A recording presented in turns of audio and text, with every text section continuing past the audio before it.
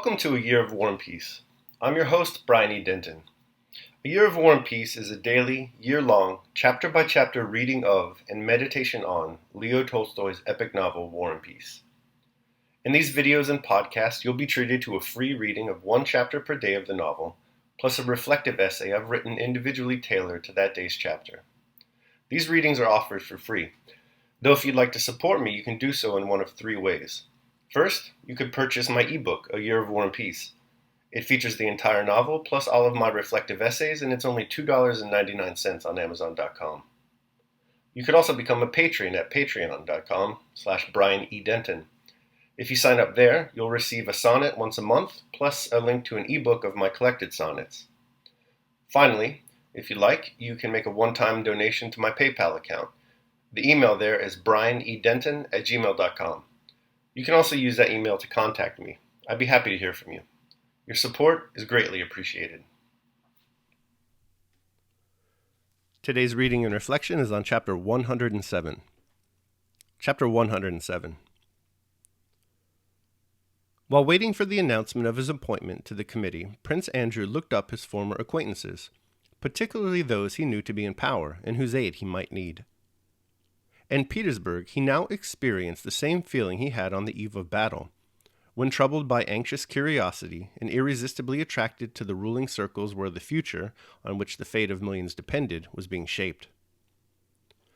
From the irritation of the older men, the curiosity of the uninitiated, the reserve of the initiated, the hurry and preoccupation of everyone, and the innumerable committees and commissions of whose existence he learned every day, he felt that now, in 1809, here in Petersburg, a vast civil conflict was in preparation, the commander-in-chief of which was a mysterious person he did not know, but who was supposed to be a man of genius, Speransky. And this movement of reconstruction, of which Prince Andrew had a vague idea, and Speransky as chief promoter, began to interest him so keenly that the question of the army regulations quickly receded to a secondary place in his consciousness. Prince Andrew was most favorably placed to secure good reception in the highest and most diverse Petersburg circles of the day. The reforming party cordially welcomed and courted him. In the first place, because he was reputed to be clever and very well read, and secondly, because by liberating his serfs, he had obtained the reputation of being a liberal. The party of the old and dissatisfied, who censored the innovations, turned to him expecting his sympathy in their disapproval of the reforms, simply because he was the son of his father. The feminine society world welcomed him gladly, because he was rich, distinguished, a good match, and almost a newcomer, with a halo of romance on account of his supposed death and the tragic loss of his wife. Besides this, the general opinion of all who had known him previously was that he had greatly improved during these last 5 years, having softened and grown more manly, lost his former affectation, pride, and contemptuous irony, and acquired the serenity that comes with years. People talked about him, were interested in him, and wanted to meet him. The day after his interview with Count Arakachev, Prince Andrew spent the evening at Count Kochubey's. He told the Count of his interview with Vasily Andreevich. Kochubey spoke of Arakachev by that nickname with the same vague irony Prince Andrew had noticed in the Minister of War's anteroom. Mon cher, even in this case you can't do without Michael Mikhailovich Speransky. He manages everything. I'll speak to him. He has promised to come this evening. What has Speransky to do with the army regulations? Asked Prince Andrew. Kochubey shook his head smilingly, as if surprised at Bolkonsky's simplicity. We were talking to him about you a few days ago, Kochubey continued, and about your freed plowmen. Oh, is it you, Prince, who have freed your serfs? Said an old man of Catherine's day, turning contemptuously toward Bolkonsky. It was a small estate that brought in no profit, replied Prince Andrew, trying to extenuate his action so as not to irritate the old man uselessly. Afraid of being late, said the old man, looking at Kochubey. There's one thing I don't understand, he continued. Who will plow the land if they are set free? It is easy to write laws, but difficult to rule. Just the same as now. I ask you, Count, who will be heads of the departments when everybody has to pass examinations? Those who pass the examinations, I suppose, replied Kochubey, crossing his legs and glancing around. Well, I have Prinachinikov serving under me. A splendid man, a priceless man, but he's 60. Is he to go up for an examination? Yeah, that's the difficulty, as education is not all general, but... Count Kochubey did not finish. He rose, took Prince Andrew by the arm, and went to meet a tall, bald, fair man of about 40, with a large, open forehead and a long face of unusual and peculiar whiteness, who was just entering. The newcomer wore a blue swallowtail coat with a cross suspended from his neck and a star on his left breast. It was Speransky. Prince Andrew recognized him at once and felt a throb within him, as happens at critical moments of life. Whether it was from respect, envy, or anticipation, he did not know.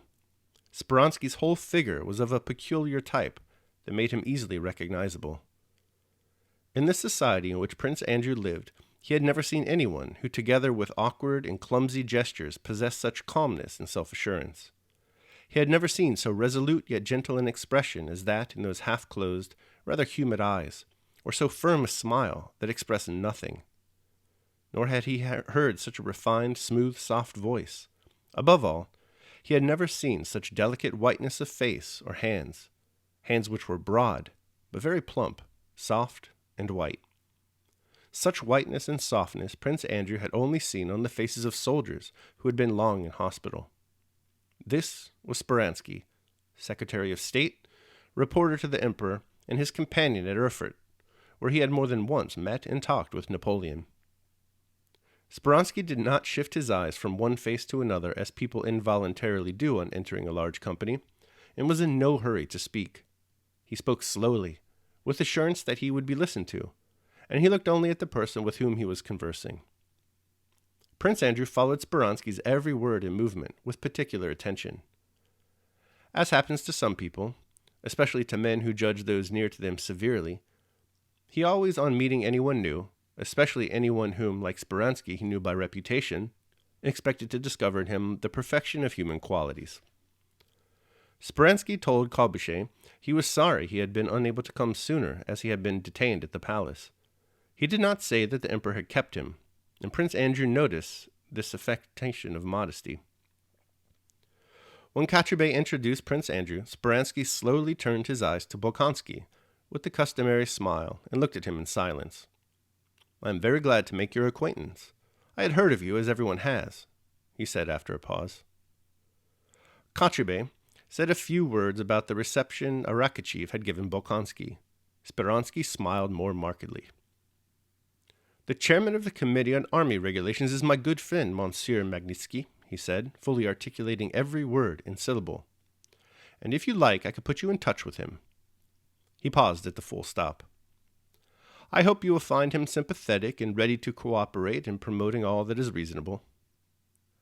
A circle soon formed around Speransky, and the old man who had talked about his subordinate Pryanchikov addressed a question to him. Prince Andrew, without joining in the conversation, watched every movement of Speransky's. This man, not long since an insignificant divinity student, who now, Bolkonsky thought, held in his hands, those plump white hands, the fate of Russia. Prince Andrew was struck by the extraordinarily disdainful composure with which Speransky answered the old man. He appeared to address the condescending words to him from an immeasurable height. When the old man began to speak too loud, Speransky smiled, and said he could not judge of the advantage or disadvantage of what pleased the sovereign. Having talked for a little while in the general circle, Speransky rose, and coming up to Prince Andrew, took him along to the other end of the room. It was clear that he thought it necessary to interest himself in Bolkonsky. "I had no chance to talk to you, Prince, during the animated conversation in which that venerable gentleman involved me," he said with a mildly contemptuous smile, as if intimating by that smile that he and Prince Andrew understood the insignificance of the people with whom he had just been talking. This flattered Prince Andrew. "I have known of you for a long time, first from your action with regard to your serfs, a first example, of which it is very desirable that there should be more imitators, and secondly, because you are one of those gentlemen of the chamber who have not considered themselves offended by the new decree concerning the ranks allotted to courtiers, which is causing so much gossip and tittle-tattle." "No," said Prince Andrew, "my father did not wish me to take advantage of the privilege. I began the service from the lower grade." "Your father? a man of the last century, evidently stands above our contemporaries who so condemn this measure, which merely reestablishes natural justice. I think, however, that these condemnations have some ground, returned Prince Andrew, trying to resist Speransky's influence, of which he began to be conscious. He did not like to agree with him in everything, and felt a wish to contradict. Though he usually spoke easily and well, he felt a difficulty in expressing himself now while talking with Speransky. He was too much absorbed in observing the famous man's personality. Grounds of personal ambition maybe, Speransky put in quietly. And of state interest to some extent, said Prince Andrew. What do you mean? Asked Speransky quietly, lowering his eyes. I am an admirer of Montesquieu, replied Prince Andrew, and his idea that the principles of monarchies as honor seems to me contestable. Certain rights and privileges for the aristocracy appear to me a means of maintaining that sentiment. The smile vanished from Speransky's white face, which was much improved by the change. Probably Prince Andrew's thought interested him. If you look at it from a certain point of view, he began, pronouncing his French with evident difficulty and speaking even slower than in Russian, but quite calmly. Speransky went on to say that honor cannot be upheld by privileges harmful to the service, that honor is either a negative concept of not doing what is blameworthy, or is the source of emulation and pursuit of condemnation and rewards, which recognize it. His arguments were concise, simple, and clear. An institution upholding honor, the source of emulation, is one similar to the Légion d'honneur of the great Emperor Napoleon, not harmful, but helpful to the success of the service, but not a class of court privilege. I do not dispute that, but it cannot be denied that court privileges have attained the same end, returned Prince Andrew. Every courtier considers himself bound to maintain his position worthily. Yet you do not care to avail yourself of the privilege, Prince, said Speransky, indicating by a smile that he wished to finish amiably an argument which was embarrassing for his companion. If you would do me the honor of calling me on Wednesday, he added, I will, after talking with Magnitsky, let you know what may interest you, and shall also have the pleasure of a more detailed chat with you. Closing his eyes, he bowed à la Française without taking leave, and trying to attract as little attention as possible, he left the room. All right, so that concludes my reading of chapter 107. I'll now proceed to my reflection on the same.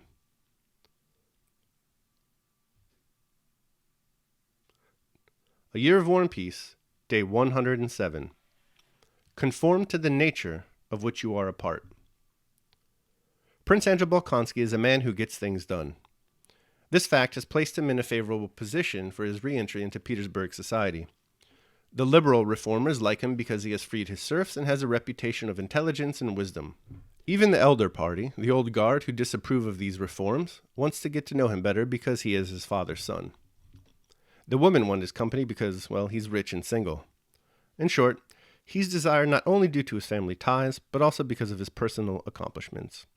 This desirability gains him access to the highest nodes of the Petersburg court network. So much so that he gets to meet Michael Mikhailovich Speransky, close advisor to Emperor Alexander and the father of Russian liberalism. Most of today's chapter is about Speransky. Prince Andrew is either observing him or talking to him.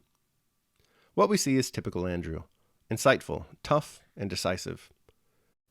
He notes the powerful presence Speransky presents and how everybody defers to him. This impresses Andrew. He even engages in a little bit of it himself. But Prince Andrew, as we've noted, is a strong individual, not a sycophant. So, like we've all done at one party or another, in order to establish our independence from a social superior, he engages Speransky, his conversation partner, in an argument over an obscure point in the political philosophy of Montesquieu. Naturally. When I think about Prince Andrew Bolkonsky and what I like about him, I find that it's often his fierce, independent nature. Like today with Speransky, he never appears to be fearful of acting according to what he feels is right. That's an important, albeit rare, strength to have. Daily meditation. There is no one who hinders thee from always doing and saying the things which are according to the nature of which thou art a part. Marcus Aurelius, Meditations. All right, so that concludes my reading of and reflection on chapter 107. I hope you liked it. Thanks so much for listening. Remember that if you'd like to support me, you can do so either by purchasing the ebook, A Year of War and Peace, becoming a patron at patreon.com, or making a one-time donation at PayPal. The links to all that are below. Your support is greatly appreciated. Tomorrow we'll be reading and reflecting on chapter 108. I hope you'll join me. Until then, take care of yourselves and others.